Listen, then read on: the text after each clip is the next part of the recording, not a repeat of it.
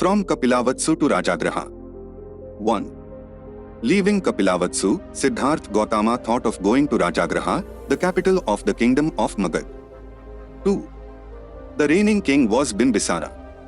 It was a place which great philosophers and leaders of thought had made their headquarters. 3. With this thought in mind he crossed the Ganges, fearing not her rapid flow. 4.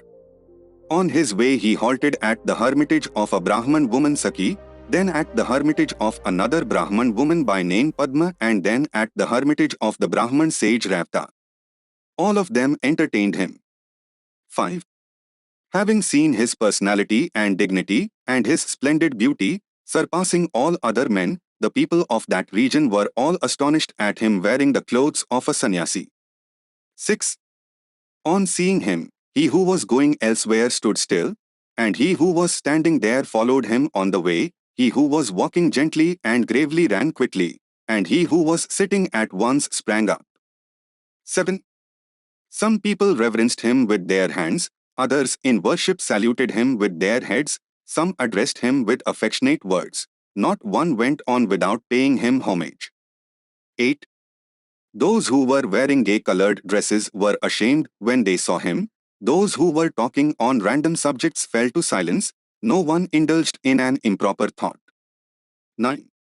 His eyebrows, his forehead, his mouth, his body, his hand, his feet, or his gait, whatever part of him anyone beheld, that at once riveted his gaze. 10. After a long and arduous journey Gautama reached Rajagraha surrounded by 5 hills, well guarded and adorned with mountains, and supported and hallowed by auspicious and sacred places. 11. On reaching Rajagraha he selected a spot at the foot of the Pandav hill and put up a small hut made of the leaves of trees for his sojourn. 12. Kapilavatsu by foot is nearly 400 miles distant from Rajagraha. 13. This long journey Siddhartha Gautama did all on foot. King Bimbisara and his advice. 1.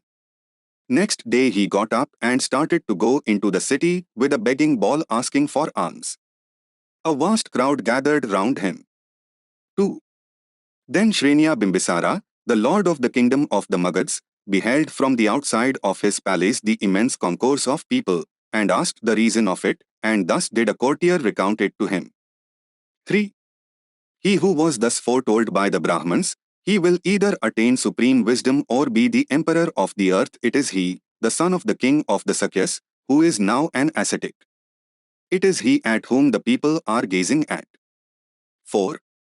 The king, having heard this and perceiving its meaning in his mind, thus at once spoke to that courtier, let it be known whither he is going, and the courtier, receiving the command, followed the prince. 5. With fixed eyes, seeing only a yoke's length before him, with his voice hushed, and his walk slow and measured, he, the noblest of mendicants, went begging for alms, keeping his limbs and his wandering thoughts under control. 6. Having received such alms as were offered, he retired to a lonely corner of the mountain, and having eaten it there, he ascended the Pandav hill. 7. In that wood, thickly filled with lodhra trees, having its thickness resonant with the notes of the peacocks, he, the son of mankind, shone, wearing his red dress, like the morning sun above the eastern mountains. 8. That royal courtier having thus watched him there, related it all to the king, and the king when he heard it, in his deep veneration, started himself to go thither with a modest retinue. 9. Like a mountain in stature, the king ascended the hill. 10. There he beheld Gautama, resplendent as he sat on his hunts, with subdued senses, as if the mountain was moving, and he himself was a peak thereof. 11. Him, distinguished by his beauty of form and perfect tranquility, filled with astonishment and affectionate regard, the king of men approached. 12. Bimbisara having courteously drawn nigh to him, inquired as to the condition of his bodily humors, and Gautama with equal gentleness assured the king of his health of mind and freedom from all ailments. 13. Then the king sat down on the clean surface of the rock, and being seated, he thus spoke, desiring to convey his state of mind.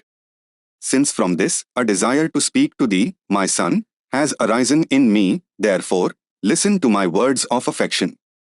15. When I consider thy race, beginning with the sun, thy fresh youth, and thy conspicuous beauty, I wonder whence comes this resolve of thine, so out of all harmony with the rest, set wholly on a mendicant's life, not on a kingdom. 16. Thy limbs are worthy of red sandalwood perfumes, they do not deserve the rough contact of red cloth. This hand of thine is fit to protect subjects, it deserves not to hold food given by another. 17. If, therefore, gentle youth, thou desirest not thy paternal kingdom, then in thy generosity, accept forthwith 1/2 of my kingdom. 18. If thou actest thus, there will be no sorrow caused to thine own people, and by the mere lapse of time imperial power at last flies for refuge to the tranquil mind, therefore, be pleased to do me this kindness. The prosperity of the good becomes very powerful, when aided by the good. 19. But if from thy pride of race thou dost not now feel confidence in me, then plunge with thy arrows into countless armies, and with me as thy ally seek to conquer thy foes. 20. Choose thou, therefore, one of these ends. Pursue according to the rules of religious merit, wealth, and pleasure, pursue love and the rest, in reverse order. These are the three objects in life. When men die they pass into dissolution as far as regards this world. 21. Do thou, therefore, by pursuing the three objects of life, cause this personality of thine to bear its fruit. They say that when the attainment of religion, wealth, and pleasure is complete in all its parts, then the end of man is complete. 22. Do not thou let these two brawny arms lie useless, which are worthy to draw the bow. They are well fitted to conquer the three worlds, much more the earth. 23. I speak this to you out of affection, not through love of dominion or through arrogance. Beholding this mendicant dress of thine, I am filled with compassion, and I shed tears. 24. O, thou who desirest the mendicant's stage of life, enjoy pleasures now, in due time array old age comes on and overcomes this thy beauty, well worthy of thy illustrious race. 25. The old man can obtain merit by religion. Old age is helpless for the enjoyment of pleasures, therefore, they say that pleasures belong to the young man, wealth to the middle-aged, and religion to the old. 26. Youth in this present world is the enemy of religion and wealth, since pleasures, however much we guard against them, are hard to hold, therefore, wherever pleasures are to be found, there thy youth sees them. 27.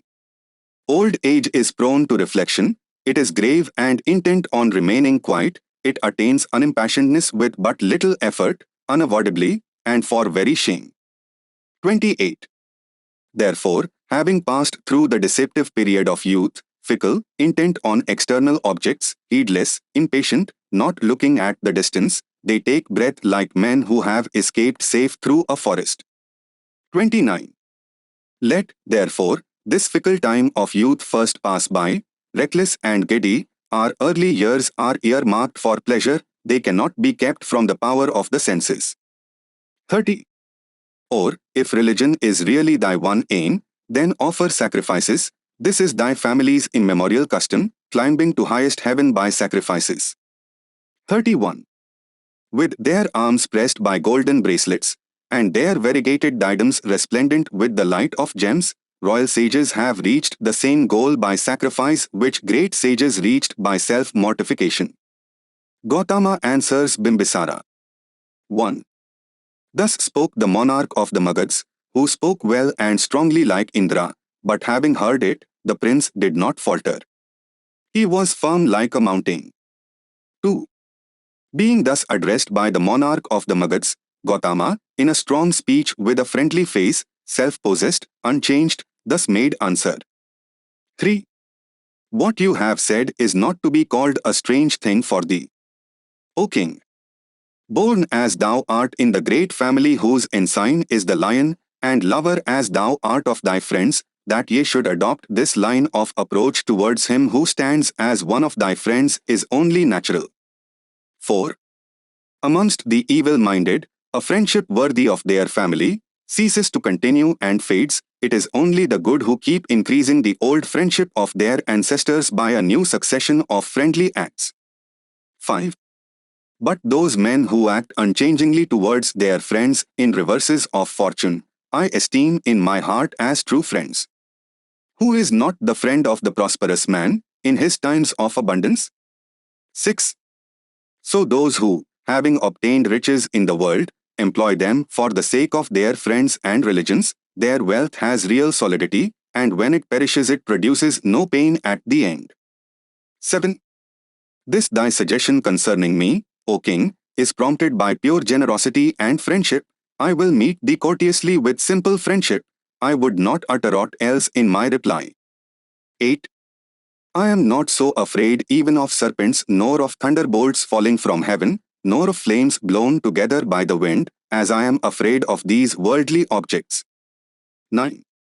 These transient pleasures, the robbers of our happiness and our wealth, and which float empty and like illusions through the world, infatuate man's minds even when they are only hoped for, still more when they take up their abode in the soul. 10.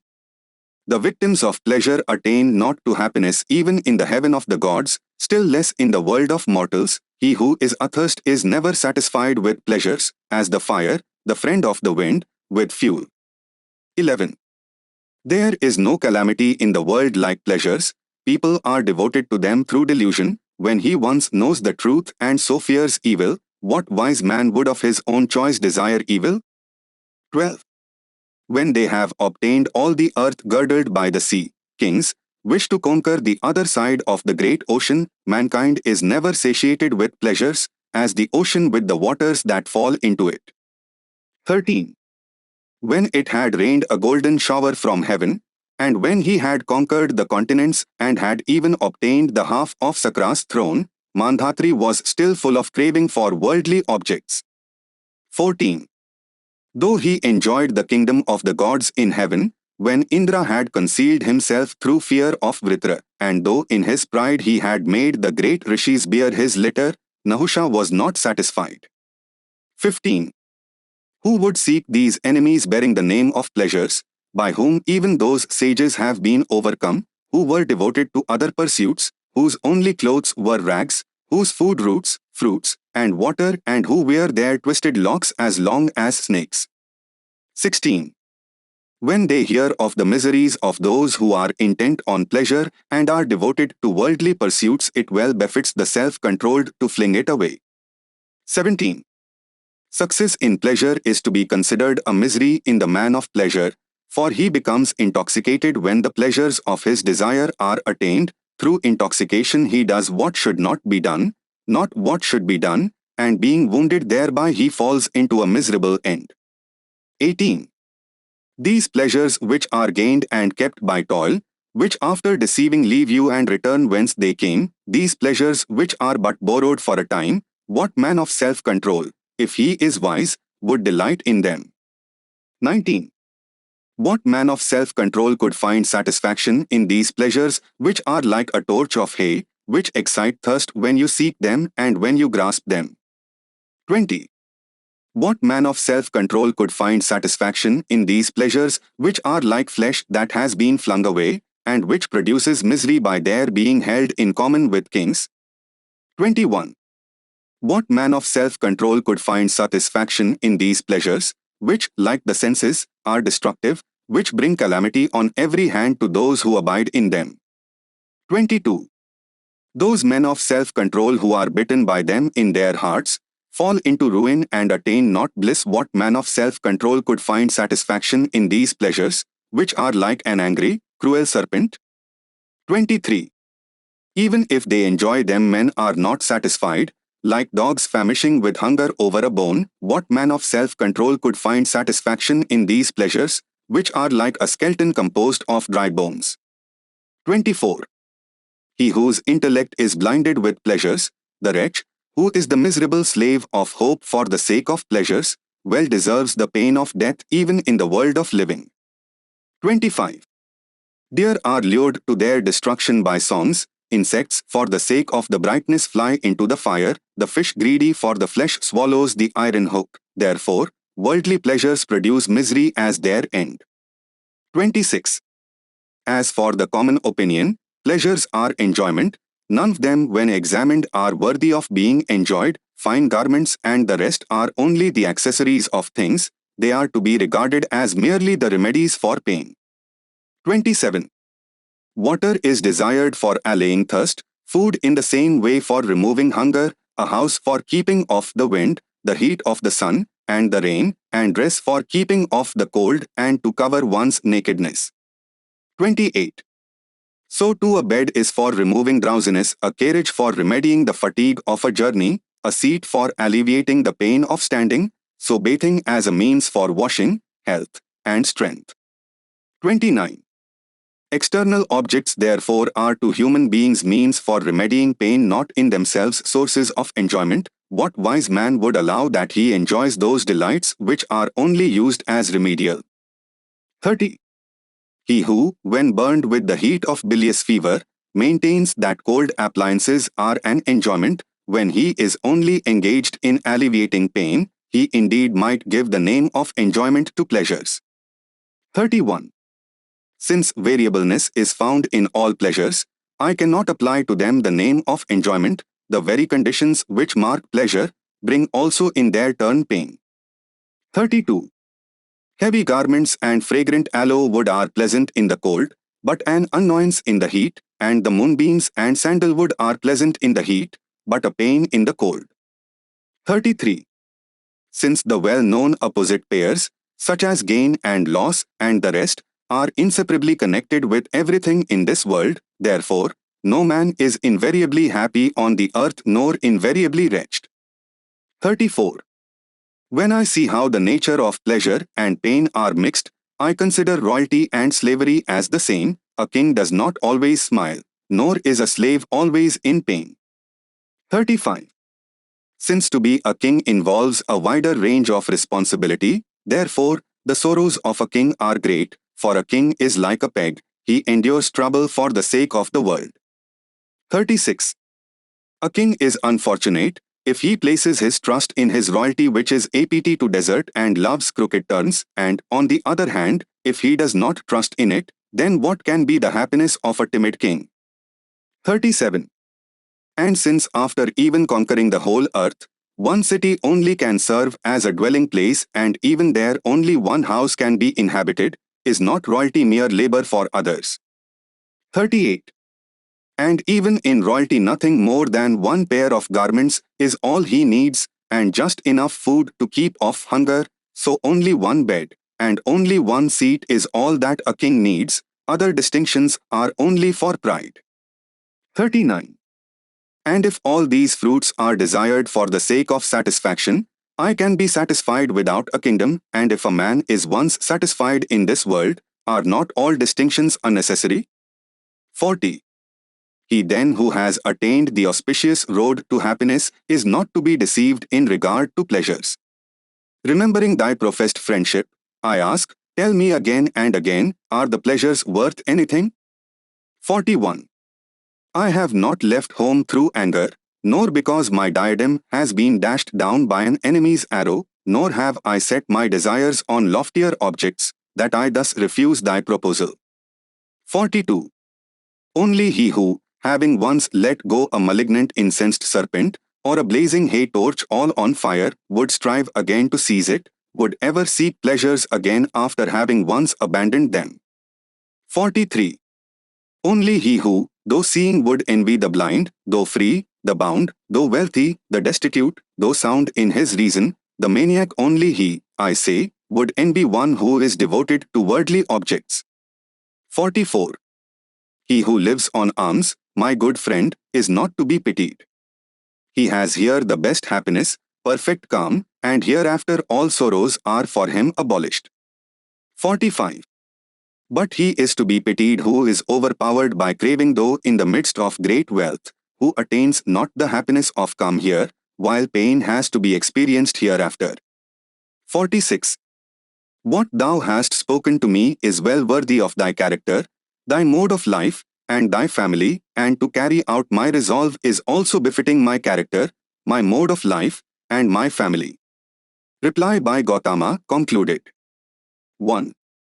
I have been wounded by the strife of the world, and I have come out longing to obtain peace. I would not accept any empire in the third heaven, for saving me from all the ills of the earth, how much less amongst men? 2. But as for what thou hast said to me, O king, that the universal pursuit of the three objects is the supreme end of man, and thou saidst that what I regard as the desirable is misery, thy three objects are perishable and also unsatisfying. 3. And as for what thou saidst, wait till old age comes, for youth is ever subject to change. This want of decision is itself uncertain, for age too can be irresolute and youth can be firm. 4. But since fate is so well skilled in its art as to draw the world in all its various ages into its power, how shall the wise man, who desires tranquility, wait for old age, when he knows not when the time of death will be? 5. When death stands ready like a hunter, with old age as his weapon, and diseases scattered about as his arrows, smiting down living creatures who fly like deer to the forest of destiny, what desire can there be in anyone for length of life? 6. It well befits the youthful son or the old man or the child so to act with all promptitude that they may choose the path of the religious man whose soul is all mercy. 7. And as for what thou saidst, be diligent in sacrifices for religion, such as are worthy of thy race and bring a glorious fruit, honor to such sacrifices. I desire not that fruit which is sought by causing pain to others. 8. To kill a helpless victim through a wish for future reward. It would be unseemly action for a merciful, good-hearted man, even if the reward of the sacrifice were eternal. 9. And even if true religion did not consist in quite another rule of conduct, by self-restraint, moral practice and a total absence of passion, still it would not be seemly to follow the rule of sacrifice, where the highest reward is described as attained only by slaughter. 10. Even that happiness which comes to a man, while he stays in this world, through the injury of another, is hateful to the wise compassionate heart, how much more if it be something beyond our sight in another life? 11. I am not to be lured into a course of action for future reward. My mind does not delight, O king, in future births. These actions are uncertain and wavering in their direction, like plants beaten by the rain from a cloud. 12. The king himself, folding his hands, replied, Thou art obtaining thy desire without hindrance. When thou hast at last accomplished all that thou hast to do, thou shalt show hereafter thy favor towards me. 13. Having received a firm promise from Gautama to visit him again, the monarch, taking his courtiers with him, returned to the palace. News of peace. 1. While Gautama was staying in Rajagraha, there came 5 other Parivrajkas who also put up a hut by the side of the hut which Gautama had erected for himself. 2. These 5 Parivrajkas were Kaundinya, Ashwajit, Kashyapa, Mahanam and Bhaduka. 3. They too were struck by Gautama's appearance and wondered what could have led him to take Parivraja. 4. They questioned him over the issue in the same way as did King Bimbisara. 5. When he explained to them the circumstances which led him to take Parivraja, they said, We have heard of it. But do you know what has happened since you left? They asked. 6. Siddharth said, No. Then they told him that after he left Kapilavatsu there was a great agitation among the Sakyas against going to war with the Kolyas. 7. There were demonstrations and processions by men and women, boys and girls, carrying flags with such slogans as, Kolyas are our brothers, it is wrong for a brother to fight against brother. Think of the exile of Siddharth Gautama, etc. 8. The result of the agitation was that the Sakya Sangh had to call a meeting and reconsider the question. This time the majority was for compromise with the Kolyas. 9. The Sangh decided to select 5 Sakyas to act as their envoys and negotiate peace with the Kolyas. 10. When the Kolyas heard of this, they were very glad. They too selected 5 Koliyas to deal with the envoys of the Sakyas. 11. The envoys on the two sides met and agreed to appoint a permanent council of arbitration with authority to settle every dispute regarding the sharing of the waters of the river Rohini and both sides to abide by its decision. Thus the threatened war had ended in peace. 12. After informing Gautama of what had happened at Kapilavatsu, the Parivrajkas said, "There is now no need for you to continue to be a Parivrajka. Why don't you go home and join your family?" 13. Siddharth said, "I am happy to have this good news. It is a triumph for me. But I will not go back to my home. I must not. I must continue to be a Parivrajka." 14. Gautama asked the 5 Parivrajkas what their program was. They replied, "We have decided to do tapasya. Why don't you join us?" Siddharth said, "By and by, I must examine other ways first." 15. The 5 Parivrajkas then left. The problem in a new perspective. 1. The news brought by the 5 Parivrajkas that the Koliyas and Sakyas had made peace made Gautama very uneasy. 2. Left alone, he began to reflect on his own position and to make sure if any reason was left for him to continue his Parivraja. 3. He had left his people for what? He asked himself. 4. He had left his home because he was opposed to war. Now that the war is over, is there any problem left to me? Does my problem end because war has ended? 5. On a deep reflection, he thought not. 6. The problem of war is essentially a problem of conflict. It is only a part of a larger problem. 7. This conflict is going on not only between kings and nations, but between nobles and Brahmins, between householders, between mother and son, between son and mother, between father and son, between sister and brother, between companion and companion. 8. The conflict between nations is occasional. But the conflict between classes is constant and perpetual. It is this which is the root of all sorrow and suffering in the world. 9. True, I left home on account of war. But I cannot go back home although the war between the Sakyas and Koliyas has ended. I see now that my problem has become wider. I have to find a solution for this problem of social conflict. 10. How far do the old established philosophies offer a solution of this problem? 11. Can he accept any one of the social philosophies? 12. He was determined to examine everything for himself. Halt at Bhrigu's ashram. 1. With the desire to pursue other ways, Gautama left Rajagraha to meet Ardakalam. 2. On his way he beheld the hermitage of Bhrigu and entered it out of curiosity. 3. The Brahman inmates of the ashram who had gone outside for the sake of fuel, having just come back with their hands full of fuel, flowers, and kusha grass, preeminent as they were in penances and proficient in wisdom, went just to see him and went not to their cells. 4. Then he, being duly honored by those dwellers of the hermitage, paid his homage to the elders of the ashram. 5. He, the wise one, longing for liberation, traversed that hermitage, filled with the holy company desirous of heaven, gazing at their strange penances. 6. He, the gentle one, saw for the first time the different kinds of penances practiced by the ascetics in that sacred grove. 7. Then the Brahman Bhrigu, well versed in the technique of penance, told Gautama all the various kinds of penances and the fruits thereof. 8. Uncooked food, growing out of water, and roots and fruits, this is the fare of the saints according to the sacred texts, but the different alternatives of penance vary. 9. Some live like the birds on gleaned corn, others graze on grass like the deer, others live on air like the snakes, as if turned into ant hills. 10. Others win their nourishment with great effort from stones, others eat corn ground with their own teeth, some, having boiled for others, keep for themselves what may chance to be left. 11.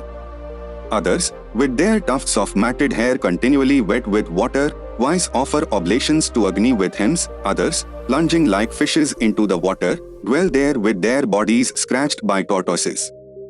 12. By such penances endured for a time, by the higher they attain heaven, by the lower the world of men, by the path of pain they eventually dwell in happiness. Pain, they say, is the root of merit. 13. On hearing this, Gautama said, "Today is my first sight of such a hermitage, and I do not understand this rule of penance." 14. This is all I would say at the moment. This devotion of yours is for the sake of heaven, while my desire is that the ills of life on earth be probed and a solution found. Will you allow me to take your leave? I wish to learn the Sankhya philosophy and train myself in the Samadhi Marga and see what help it can give me for the solution of my problem. 15. There is sorrow to me when I reflect that I shall have to depart, leaving you who are thus engaged, you who are such a refuge and who have shown such excessive kindness to me, just as there was when I had to leave my kindred behind. 16. It is not, therefore, any dislike on my part or the wrong conduct of another, which makes me go away from this wood, for ye are like great sages, standing fast in the religious duties which are in accordance with former sages. 17. I wish to go to Muni Ardakalam, who is known to be the master of the subject. 18. Seeing his resolve, Brighu, the chief of the hermitage, said, "Prince, brave indeed is thy purpose, who, young as thou art, having pondered thoroughly between heaven and liberation, have made up your mind for liberation. Ye are indeed brave." 19. If what you have said is thy settled purpose, go quickly to Vindhyakoshtha. The Muni Arda lives there, who has gained an insight into absolute bliss. 20. From him thou wilt learn the path, but as I foresee, this purpose of thine will go further, after having studied his theory. 21. Gautama thanked him, and having saluted the company of sages he departed. The hermits also, having duly performed to him all the rites of courtesy, entered again into the ascetic grove. Study of Sankhya. 1. Leaving the ashram of Brighu, Gautama started to find the abode of Ardakalam. 2. Ardakalam was staying at Vaishali. Gautama went thither. On reaching Vaishali, he went to his ashram. 3. Approaching Ardakalam, he said, "I wish to be initiated into your doctrine and discipline." 4. Thereupon Ardakalam said, "You are welcome. Such is my doctrine that an intelligent man like you in no long time may of himself comprehend, realize and attain my teaching and abide by it." 5. Verily thou art a worthy vessel to receive this highest training. 6. The prince, having heard these words of Arda, was filled with great pleasure and thus made reply. 7. This extreme kindliness which thou showest to me, makes me, imperfect as I am, seem even already to have attained perfection. 8. Will you, therefore, deign to tell me what your doctrine is? 9. Said Arda, "I am so much impelled by your noble nature, by your sincerity of character and by your resolution that I need not put you to any preliminary examination to test your worthiness." 10. Listen, best of listeners, to our tenets. 11. He then expounded to Gautama the tenets of what was known as the Sankhya philosophy. 12. At the conclusion of his discourse, Ardakalam said, 13. These are, O Gautama, the tenets of our system. I have told them to you in a summary form. 14. Gautama was greatly pleased with the clear exposition given by Ardakalam. Training in Samadhi Marga. 1.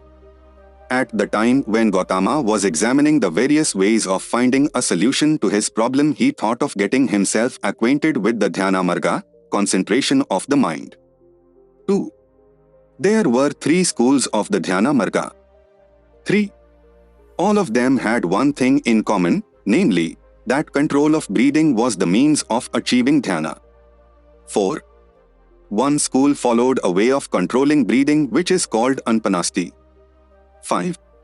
Another school followed the way of control of breathing known as pranayam. It divided the breathing process into 3 parts: 1. Breathing in, puraka; 2. Holding the breath, kumbhaka; and 3. Breathing out, rechak. The third school was known as Samadhi school. 6. Ardha Kalam was well known as the master of Dhyana Marga. Gautama felt that it might be well for him if he could get some training in the Dhyana Marga under Ardha Kalam. 7. So he spoke to Ardha Kalam and asked him if he would be so good as to give training in the Dhyana Marga. 8. Ardha Kalam replied, with great pleasure. 9. Ardha Kalam taught him his technique of the Dhyana Marga. It consisted of 7 stages. 10. Gautama practiced the technique every day. 11. After acquiring complete mastery over it, Gautama asked Ardha Kalam if there was anything further to be learned. 12. Ardha Kalam replied, "No friend, that is all that I have to teach." With this, Gautama took leave of Ardha Kalam. 13. Gautama had heard of another yogi by name Dr.ambedkar, who was reputed to have devised a technique which enabled a dhyani to go one stage higher than that devised by Ardha Kalam. 14. Gautama thought of learning his technique and experiencing the highest stage of samadhi.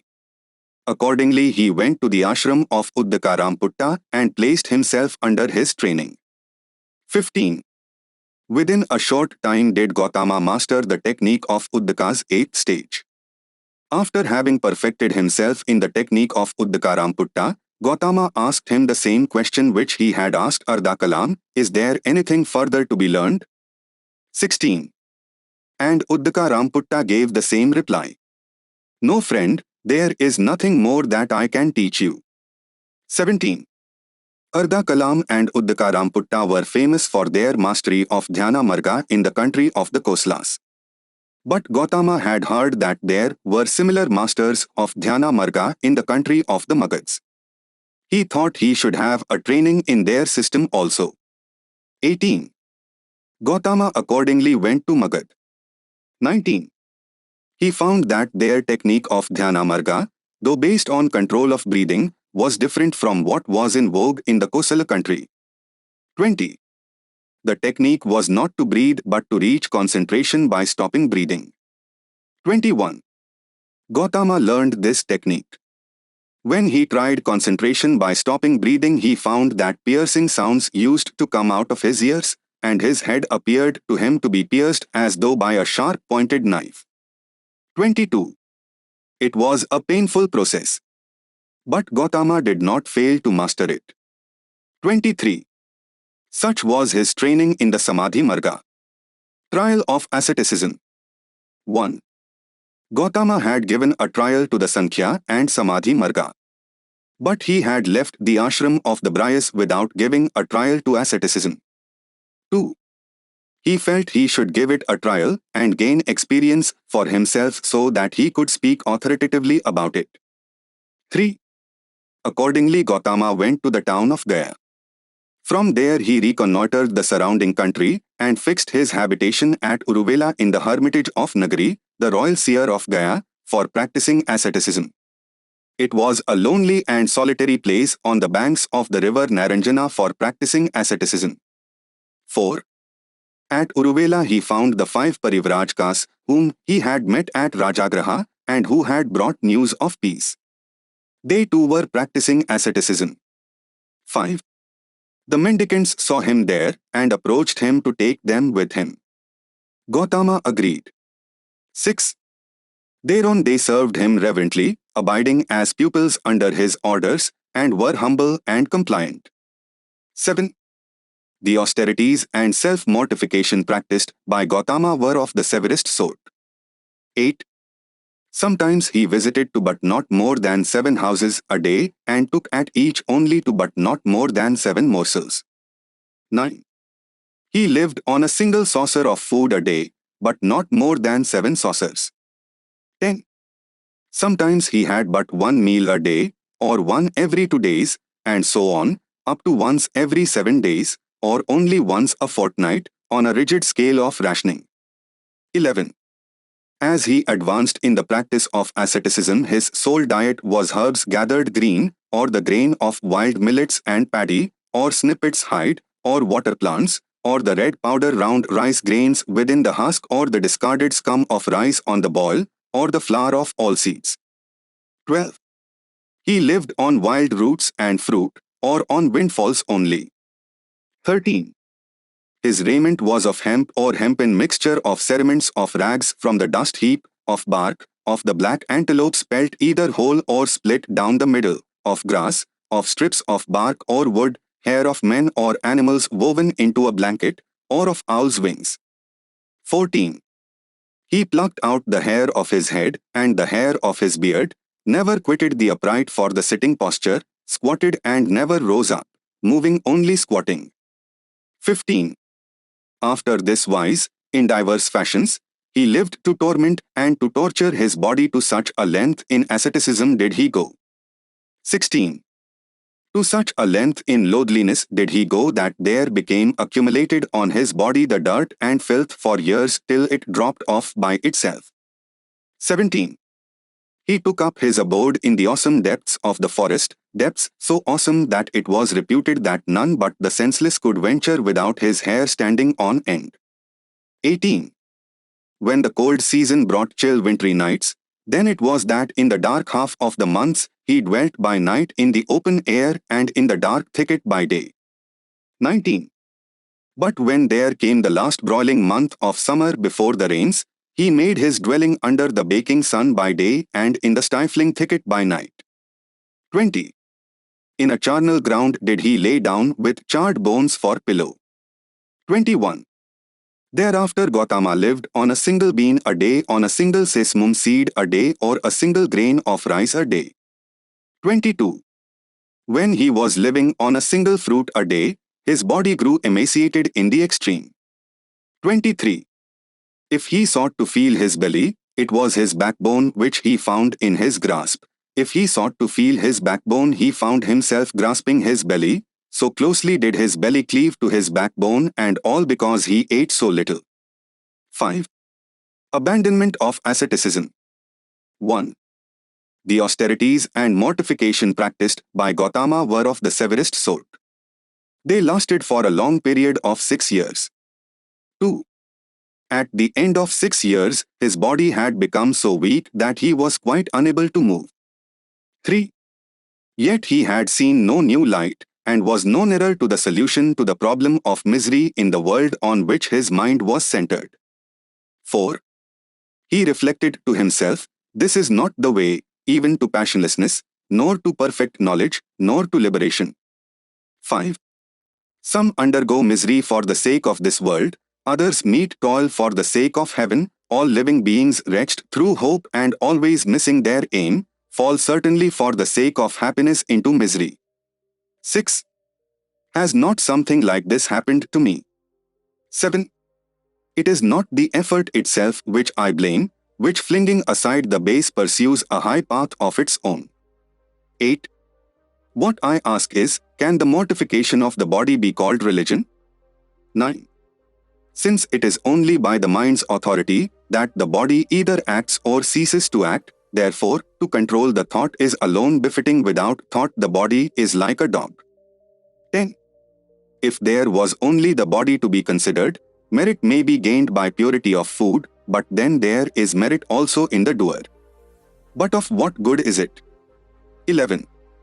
New light cannot be attained by him who has lost his strength and is wearied with hunger, thirst and fatigue, with his mind no longer self-possessed through fatigue. 12. How could he who is not absolutely calm reach the end which is to be attained by his mind? 13. True calm and the self-possession of the mind is properly obtained by the constant satisfaction of the body's wants. 14. At this time there lived at Uruvela a householder by name Senani. Sujata was his daughter. 15.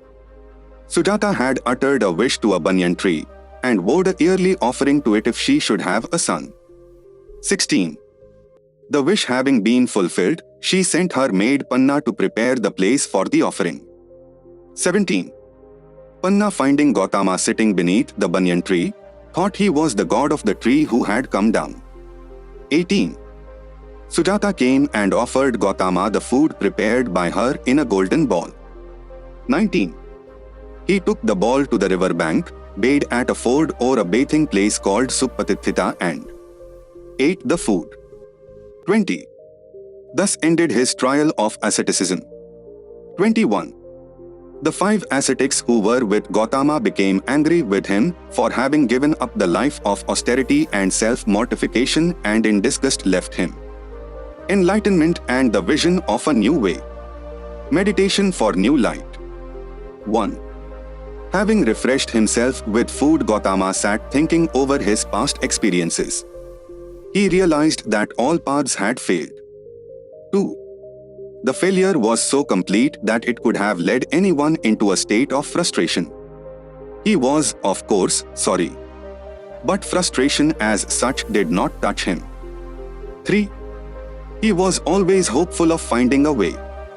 So much so that on the night of the day on which he partook of the food sent by Sujata, Gautama had 5 dreams, and when he awoke he interpreted his dreams to mean that he was sure to attain enlightenment.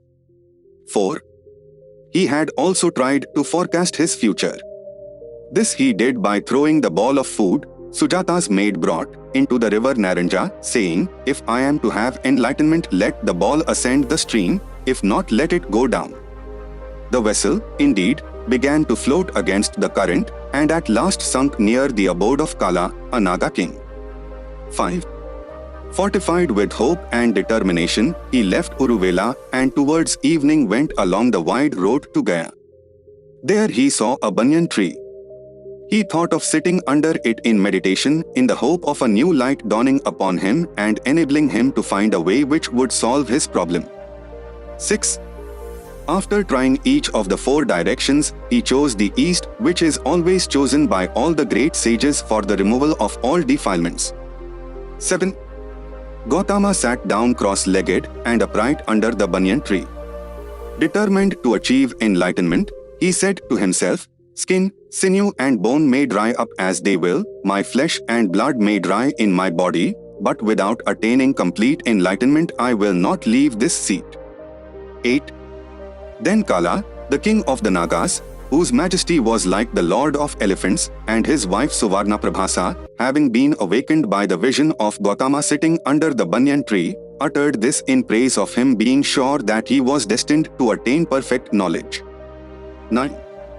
Inasmuch as the earth, pressed down by thy feet, O sage, resounds repeatedly, and inasmuch as thy splendor shines forth like the sun, thou shalt assuredly reap the desired fruit.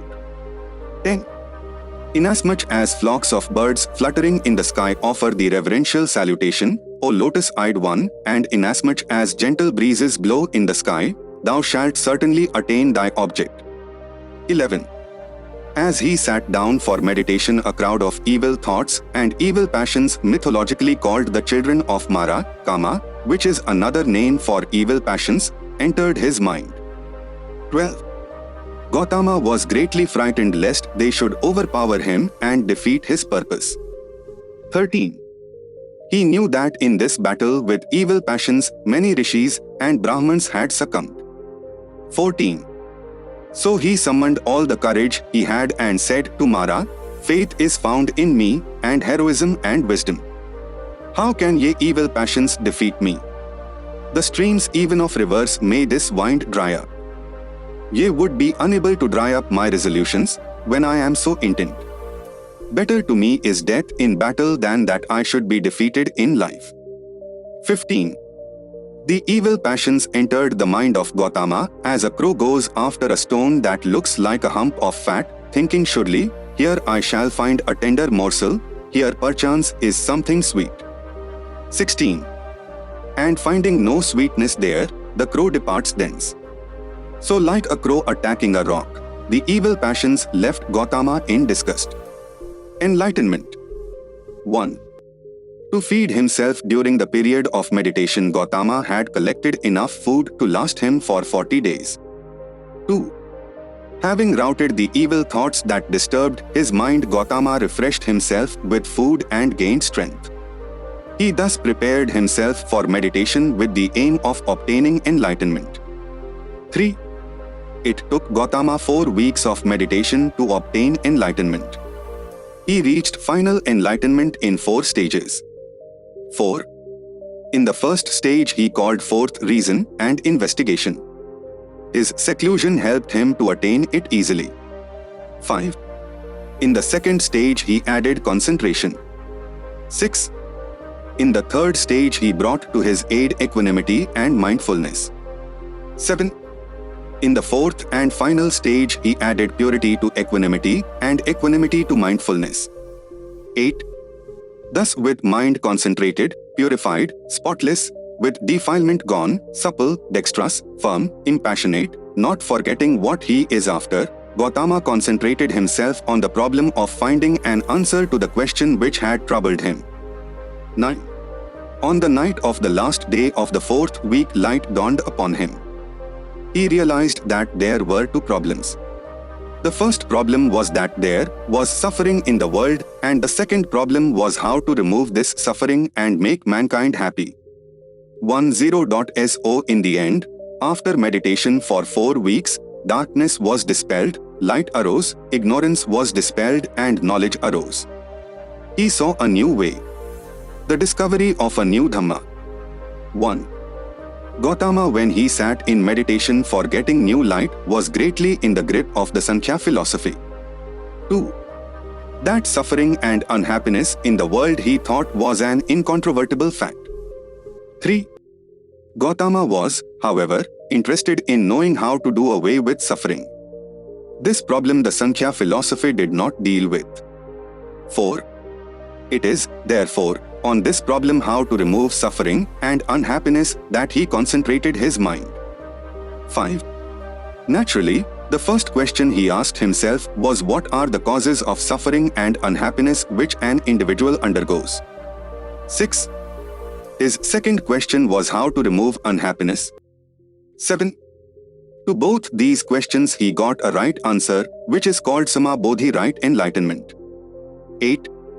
It is because of this that the banyan tree has come to be known as the Bodhi tree. Gautama, who was a bodhisattva after Samabodhi, becomes a Buddha. 1. Before enlightenment, Gautama was only a bodhisattva. It is after reaching enlightenment that he became a Buddha. 2. Who and what is a bodhisattva? 3. A bodhisattva is a person who is seeking to be a Buddha. 4. How does a bodhisattva become a Buddha? 5. A bodhisattva must be a bodhisattva for 10 lives in succession. What must a bodhisattva do in order to qualify himself to become a Buddha? 6. In his first life he acquires mudita, joy. The bodhisattva, having blown off his impurities, as the smith blows the dross from silver, reflects that man who has been reckless and becomes sober brightens up the world like the moon freed from clouds. Joy springs up in him realizing this, and he is fervent in his desire to benefit all beings. 7. In his second life he acquires vimala, purity. The bodhisattva has now removed all thoughts of lust. He is kind to all. He neither flatters the vices of men nor disparages their virtues. 8. In his third life he acquires prabhakari, brightness. The intellect of the bodhisattva now becomes as bright as a mirror. He fully knows and grasps the truths of anatta and anicca. His only wish is for the highest wisdom, and for this he is ready to sacrifice anything. 9. In his fourth life he acquires arsishmati, intelligence of fire. The bodhisattva in this life fixes his mind on the eightfold path, the 4 contemplations, the 4-fold contest, the 4-fold willpower, the 5-fold morality. 10. In his fifth life he acquires sudurjaya, difficult to conquer. He fully understands the connection of the relative and the absolute. 11. In his sixth life he becomes abhimukhi. In this stage the bodhisattva is now prepared fully to grasp the evolution of things, its cause, the 12 nidanas, and this knowledge, called abhimukhi, awakens the most profound compassion in his heart for all beings blinded by avidya.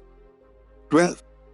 In his seventh life, the Bodhisattva becomes a Durangama, going far off. The Bodhisattva is now beyond time and space.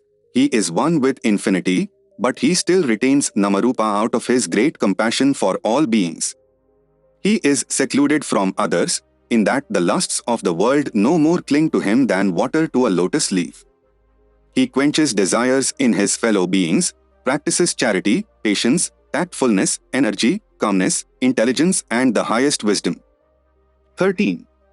While in this life he knows the dharma, but presents it in ways understood by the people, he knows he must be tactful and patient.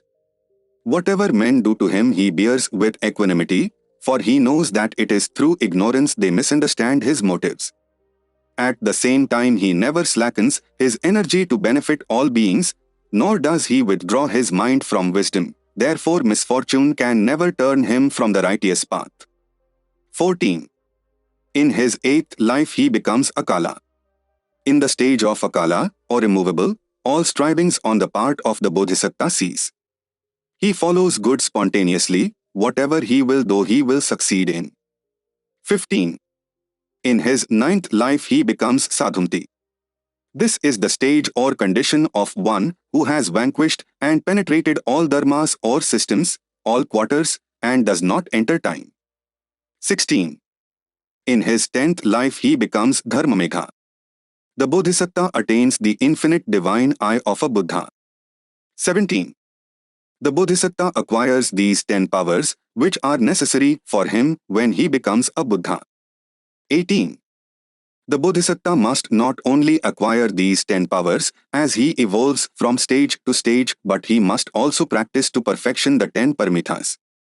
19. One paramitha is to be the end of one life. Specialization in the paramithas must go stage by stage. One paramitha in one life, and not a little of one and a little of the other. 20. It is only when he is doubly equipped that a Bodhisattva becomes qualified for becoming a Buddha. The Buddha is a culminating point in the life of a Bodhisattva. 21. The theory of the Jatakas or the birth stages of a Bodhisattva appears analogous to the Brahmanic theory of avatars, i.e., the theory of incarnations of God. 22. The Jataka theory is based upon the Buddha having the highest degree of purity as the essence of his being. 23. The avatar theory does not require that the God should be pure in his making. All that the Brahmanic theory of avatar says is that God saves his followers by taking different forms, although the God may be very impure and immoral in his conduct. 24. The theory that to be a Bodhisattva for 10 lives as a condition precedent for becoming a Buddha has no parallel anywhere. No other religion calls upon its founder to answer such a test. Part 5. The Buddha and his predecessors. The Buddha and the Vedic Rishis. 1. The Vedas are a collection of mantras, i.e. hymns or chants. The reciters of these hymns are called Rishis. 2. The mantras are mere invocations to deities such as Indra, Varuna, Agni, Soma, Isna, Prajapati, Brahma, Mahidhi, Yam and others. 3.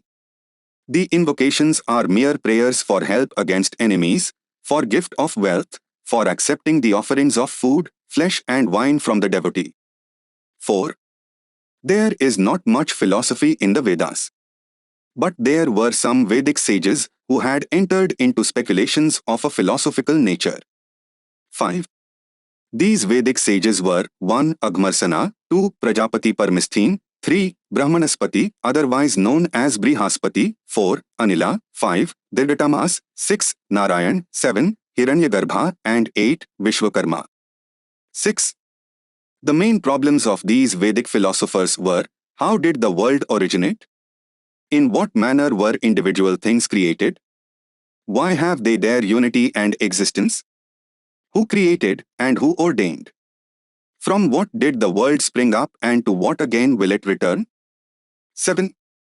Agmarsana said that the world was created out of tapas, heat.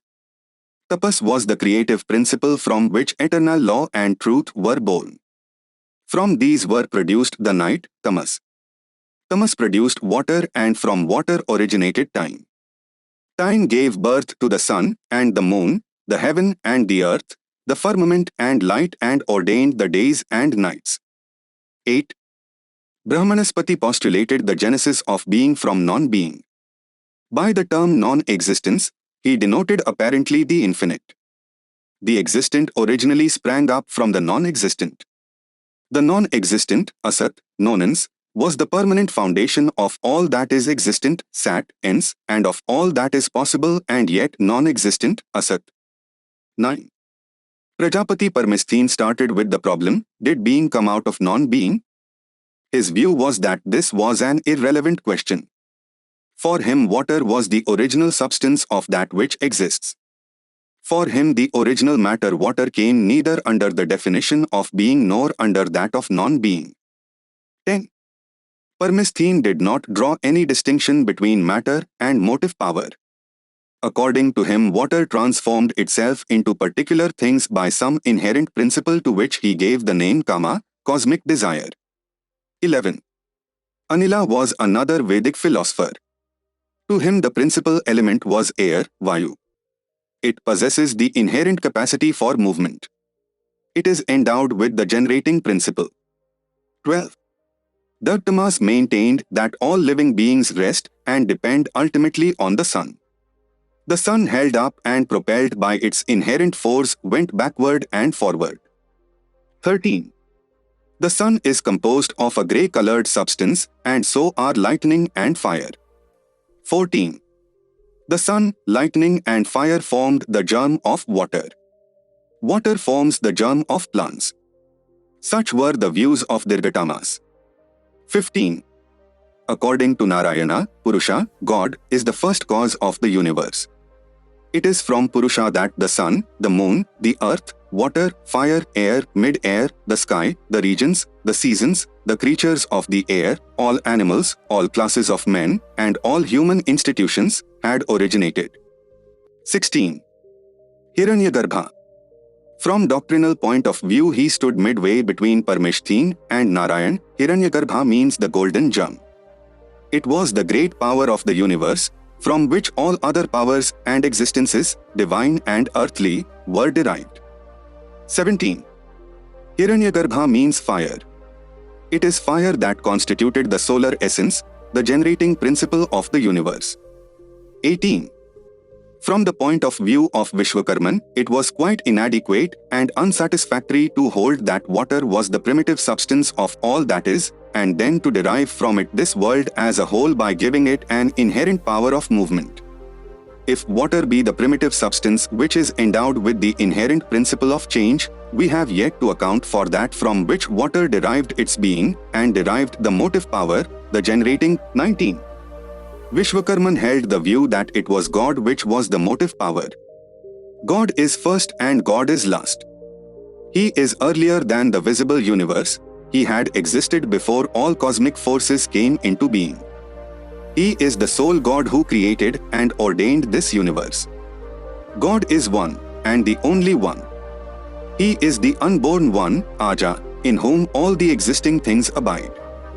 He is the one who is mighty in mind and supreme in power. He is the maker, the disposer. As Father, He generated us, and as disposer, He knows the fate of all that is. 20. The Buddha did not regard all the Vedic sages as worthy of reverence.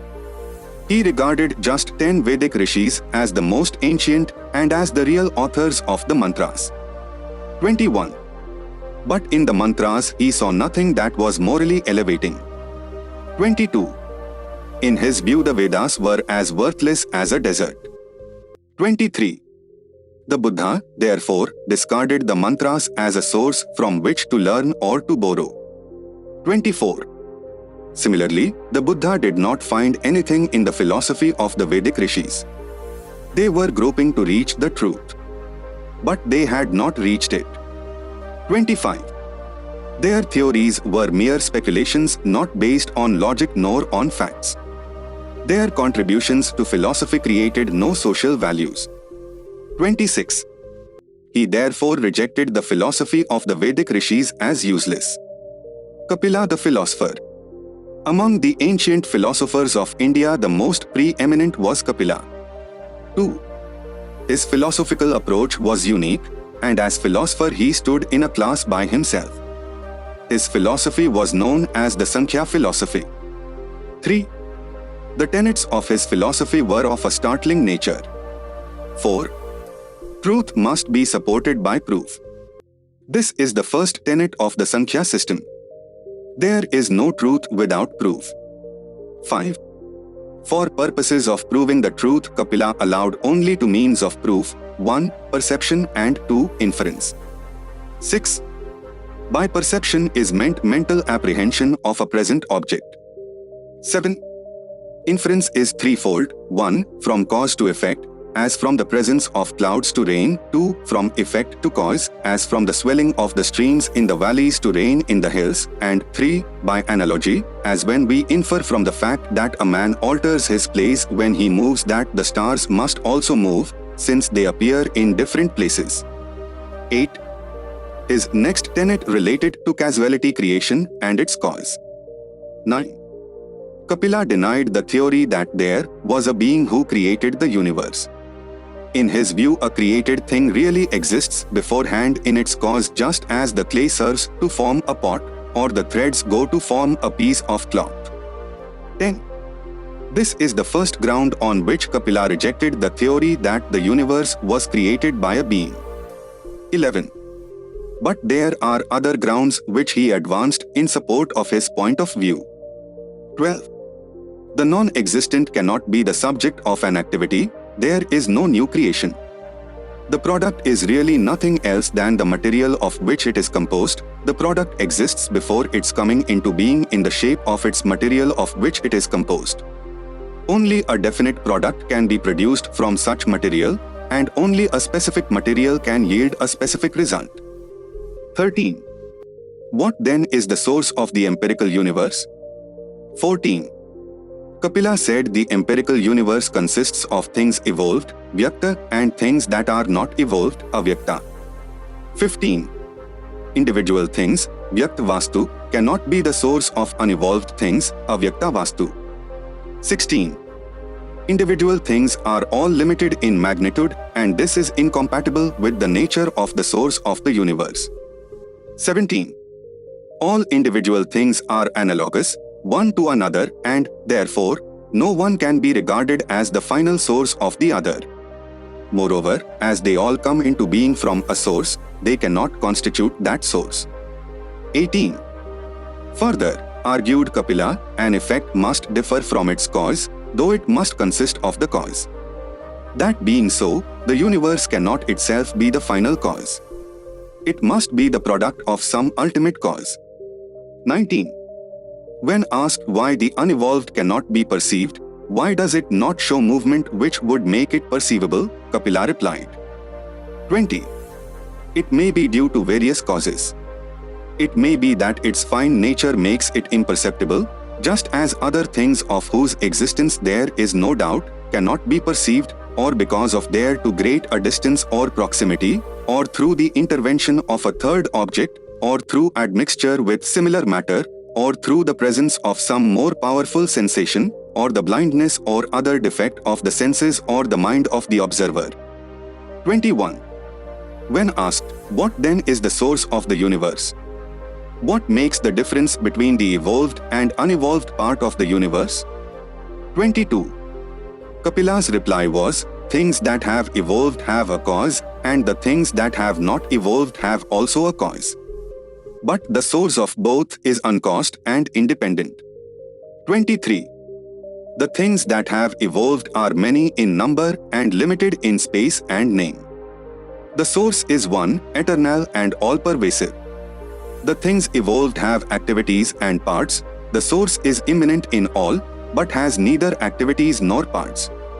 24. Kapila argued that the process of development of the unevolved is through the activities of three constituents of which it is made up, sattva, rajas and tamas. These are called three gunas. 25. The first of the constituents, or factors, corresponds to what we call as light in nature, which reveals, which causes pleasure to men. The second is that impels and moves, what produces activity. The third is what is heavy and puts under restraint, what produces the state of indifference or inactivity. 26. The three constituents act essentially in close relation. They overpower and support one another and intermingle with one another. They are like the constituents of a lamp, the flame, the oil and wick. 27. When the three gunas are in perfect balance, none overpowering the other, the universe appears static, achetan, and ceases to evolve. 28. When the three gunas are not in balance, one overpowers the other, the universe becomes dynamic, sachetan, and evolution begins. 29. Asked why the gunas become unbalanced, the answer which Kapila gave was this: disturbance in the balance of the three gunas was due to the presence of dukkha, suffering. 30. Such were the tenets of Kapila's philosophy. 31. Of all the philosophers, the Buddha was greatly impressed by the doctrines of Kapila. 32. He was the only philosopher whose teachings appeared to the Buddha to be based on logic and facts. 33. But he did not accept everything which Kapila taught. Only three things did the Buddha accept from Kapila. 34. He accepted that reality must rest on proof. Thinking must be based on rationalism. 35. He accepted that there was no logical or factual basis for the presumption that God exists or that He created the universe. 36. He accepted that there was dukkha, suffering, in the world. 37. The rest of Kapila's teachings he just bypassed as being irrelevant for his purpose. The Brahmanas. 1. Next to the Vedas are the religious books known as the Brahmanas. Both were held as sacred books. Indeed, the Brahmanas are a part of the Vedas. The two went together and were called by a common name, Shruti. 2. There were four theses on which the Brahmanic philosophy rested. 3. The first thesis was that the Vedas are not only sacred but that they are infallible and they are not to be questioned. 4. The second thesis of the Brahmanic philosophy was that salvation of the soul, that is escape from transmigration, can be had only by the due performance of Vedic sacrifices and observances of religious rites and ceremonies and the offering of gifts to Brahmins. 5. The Brahmins had not only a theory of an ideal religion as contained in the Vedas, but they also had a theory for an ideal society. 6. The pattern of this ideal society they named Chaturvarna. It is embedded in the Vedas, and as the Vedas are infallible, and as their authority cannot be questioned, so also Chaturvarna as a pattern of society was binding and unquestionable. 7. This pattern of society was based upon certain rules. 8. The first rule was that society should be divided into four classes: 1. Brahmans, 2. Kshatriyas, 3. Vaishyas, and 4. Shudras. 9. The second rule was that there cannot be social equality among these four classes. They must be bound together by the rule of graded inequality. 10. The Brahmans to be at the top, the Kshatriyas to be kept below the Brahmans but above the Vaishyas, the Vaishyas to be below the Kshatriyas but above the Shudras, and the Shudras to be the lowest of all. 11. These four classes were not to be equal to one another in the matter of rights and privileges. The rule of graded inequality governed the question of rights and privileges. 12. The Brahman had all the rights and privileges which he wished to claim. But a Kshatriya could not claim the rights and privileges which a Brahman could. He had more rights and privileges than a Vaishya could claim. The Vaishya had more rights and privileges than a Shudra. But he could not claim the rights and privileges which a Kshatriya could. And the Shudra was not entitled to any right, much less any privilege. His privilege was to subsist without offending the three superior classes. 13. The third rule of Chaturvarna related to the division of occupations. The occupation of the Brahman was learning and teaching and the performance of religious observances. The occupations of the Kshatriya was fighting. Trade was assigned to the Vaishyas. The occupations of the Shudras was service of the three superior classes. These occupations assigned to different classes were exclusive. One class could not trespass upon the occupation of the other. 14. The fourth rule of Chaturvarna related to the right to education. The pattern of Chaturvarna gave the right to education to the first three classes, the Brahmans, Kshatriyas and Vaishyas. The Shudras were denied the right to education. This rule of Chaturvarna did not deny the right to education to the Shudras only. It denied the right to education to all women including those belonging to the class of Brahmans, Kshatriyas and Vaishyas. 15. There was a fifth rule. According to it, man's life was divided into 4 stages. The first stage was called Brahmacharya, the second stage was called Grahastashram, the third stage was called Vanaprastha and the fourth stage was called Sannyasa. 16. The object of the first stage was study and education. The object of the second stage was to live a married life. The object of the third stage was to familiarize a man with the life of a hermit, i.e., severing family ties, but without deserting his home. The object of the fourth stage was to enable a man to go in search of God and seek union with Him. 17. The benefits of these stages were open only to the male members of the three superior classes. The first stage was not open to the Shudras and women. Equally, the last stage was not open to the Shudras and women. 18. Such was the divine pattern of an ideal society called Chaturvarna. The Brahmans had idealized the rule and had realized the ideal without leaving any cracks or loopholes. 19. The fourth thesis of Brahmanic philosophy was the doctrine of karma. It was part of the thesis of transmigration of the soul. The karma of the Brahmans was an answer to the question, where did the soul land on transmigration with his new body on new birth? The answer of the Brahmanic philosophy was that it depended on a man's deeds in his past life. In other words, it depended on his karma. 20. The Buddha was strongly opposed to the first tenet of Brahmanism. He repudiated their thesis that the Vedas are infallible and their authority could never be questioned. 21. In his opinion, nothing was infallible and nothing could be final. Everything must be open to re-examination and reconsideration whenever grounds for re-examination and reconsideration arise. 22. Man must know the truth and real truth.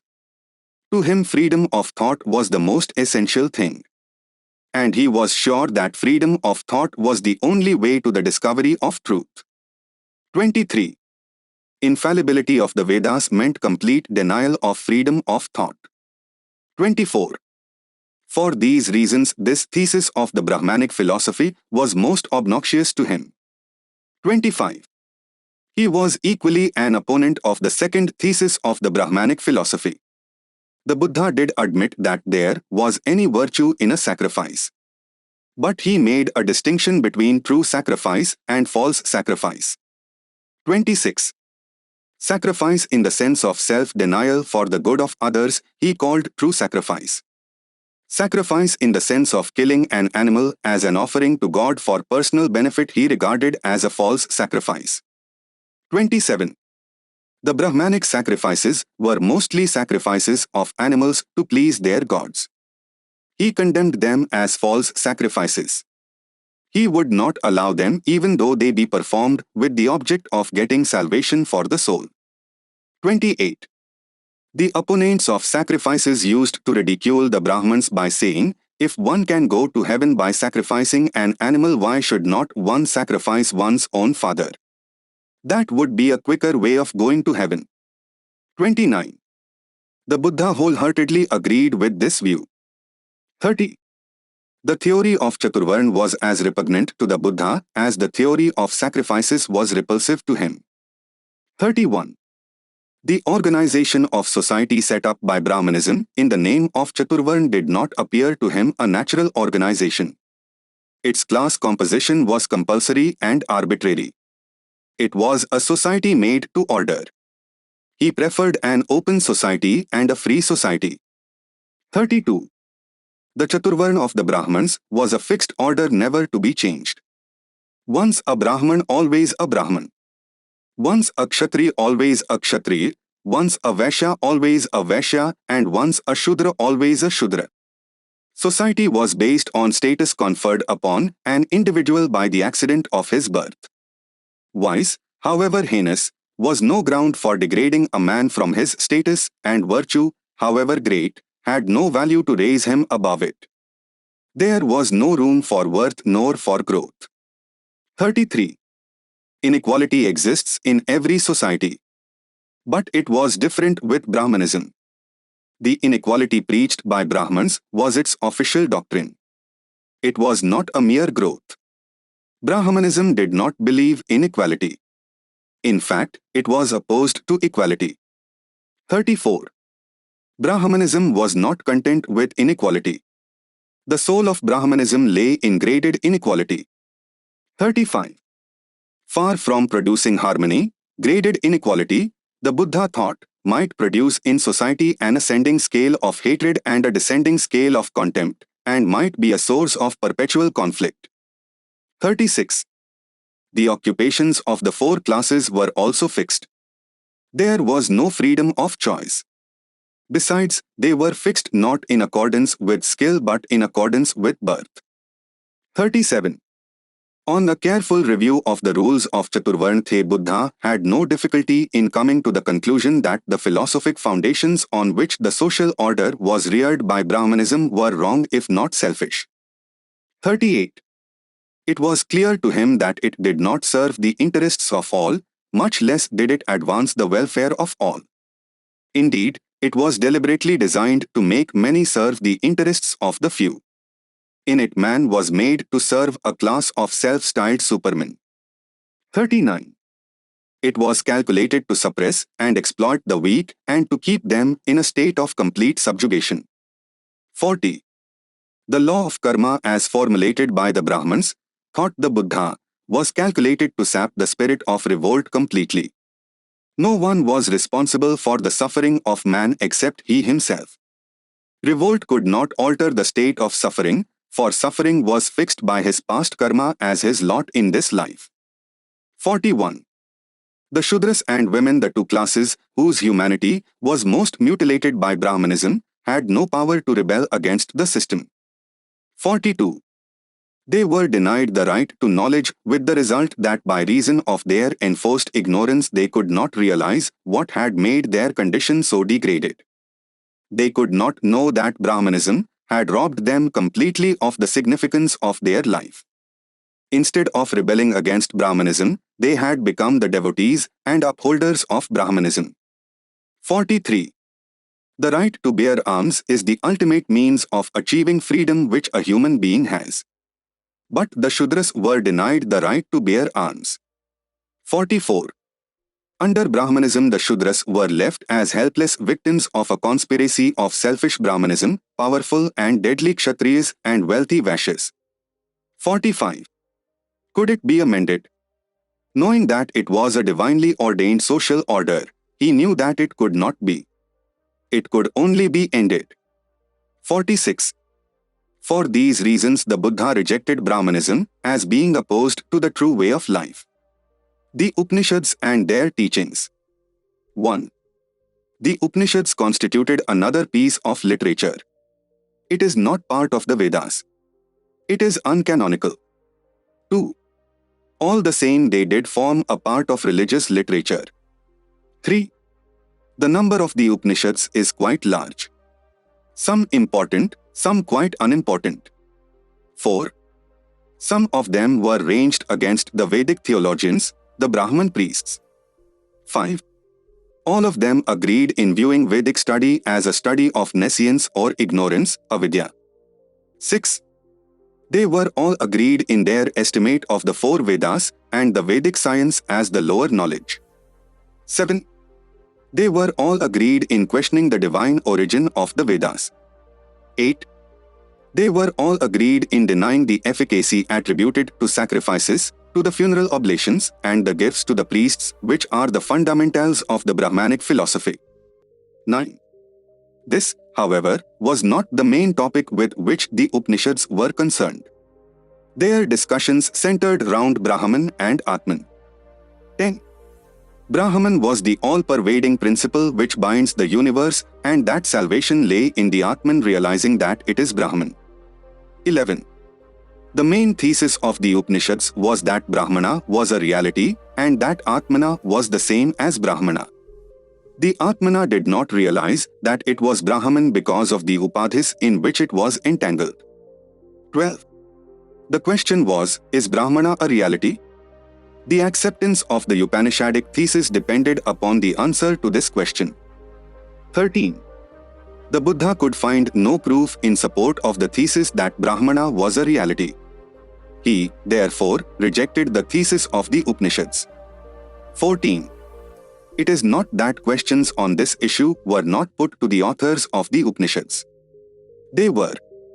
15. Such questions were put to no less a person than Yajnavalkya, a great seer who plays so important a part in the Brihadaranya Upanishad.